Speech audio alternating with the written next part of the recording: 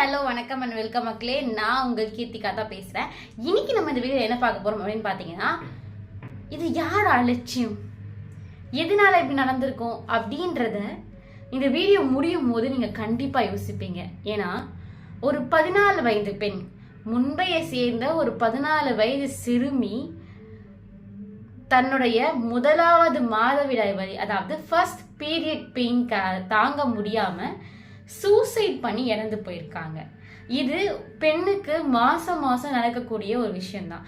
ஆனா இது எதுக்காக வருது, இந்த வலி எதுக்காக வருது அப்படின்ட்டு இதை பத்தி எதுவுமே அறியாத அந்த சின்ன சிறுமி இந்த வலியை தாங்க முடியாம மும்பையில தன்னைத்தானே சூசைட் பண்ணி அவங்க இறந்து போயிருக்காங்க. ஸோ இது யார் அலட்சியமா இருக்கும், எதனால இந்த சூசைட் நடந்திருக்கு, அந்த பெயினை தாங்க முடியாம அந்த பொண்ணு இறந்து போயிருக்கா. ஸோ இது யார் அலட்சியமா இருக்கும் நீங்க நினைக்கிறீங்க? கீழே கமெண்ட்